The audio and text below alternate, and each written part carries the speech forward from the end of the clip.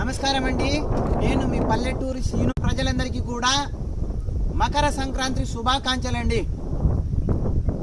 ఈ సంక్రాంతి పండుగ ఎందుకు జరుపుకుంటాము, సంక్రాంతి పండుగ యొక్క విశిష్టత ఏమిటి, తెలుగు రాష్ట్రాలలో జరుపుకునేటటువంటి ప్రధాన పండుగలలో సంక్రాంతి పండుగకు ఉన్నటువంటి ప్రాధాన్యత ఏమిటి అనేటటువంటి విషయాలను గురించి ఈరోజు మనం కూలంకషంగా చర్చించుకుందామండి.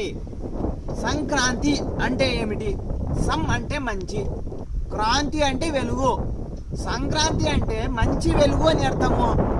మరి మంచి వెలుగు చెడ్డ వెలుగు అని ఉంటుందా అంటే, మంచి వెలుగు అనేటటువంటిది చీకటిలో ఏ విధంగా అయితే ఏ వస్తువు అయితే కనపడదు, అలాగే వెలుగులో ప్రతి వస్తువు కూడా కనబడుతుంది. మరి ఆ కాంతి ఎక్కడి నుంచి వస్తుంది? ఆ కాంతి ఎక్కడి నుంచి వస్తుంది అంటే సూర్యుడి నుంచి వస్తుంది. సూర్యుడు ఎప్పుడైతే మకర రాశిలోకి సంక్రమణం చెందుతాడో దానిని మకర సంక్రాంతి అంటారు. మంచి కాంతి ఎక్కడి నుంచి వస్తుంది? సూర్యుని అంత వెలుగు మరి ఏ విద్యుత్ శక్తి కూడా అందించలేదండి. అందుకే దీనికి సంక్రాంతి అన్నారు. సంక్రాంతి అంటే ఏమిటి? మంచి వెలుగు. మంచి వెలుగు మన జీవితంలో రావచ్చు, చుట్టూ ప్రకృతిలో రావచ్చు, సంబంధ బాంధవ్యాలలో రావచ్చు.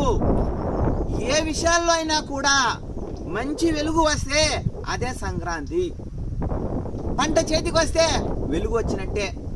సంతోషాలు మన ఇంట్లో వస్తే సంక్రాంతి. కొత్త అల్లుళ్ళు మన ఇంటికి వస్తే సంక్రాంతి. పాడి పంటలు అన్నీ కూడా మన ఇంటికి వచ్చి మనం ఆనందంగా గడిపితే అది సంక్రాంతి. మరి మంచి కాంతి మన ఇంట వెదజల్లేటటువంటి రోజు సంక్రాంతి. 6 కాలం కష్టపడి మన పంటలన్నీ కూడా మన ఇంట్లో వచ్చి నాట్యం చేసే ఆ రోజునే సంక్రాంతి అని అంటాం.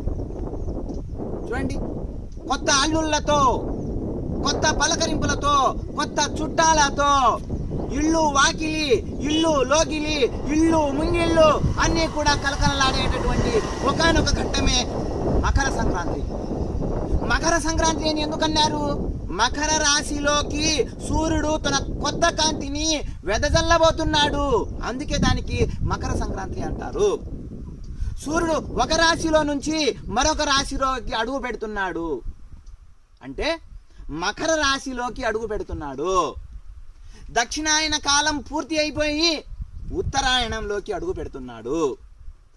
ఆ ఉత్తరాయణంలోకి అడుగు పెట్టేటప్పుడు సూర్యుని యొక్క కాంతి రోజు రోజుకు పెరుగుతూ పోతూ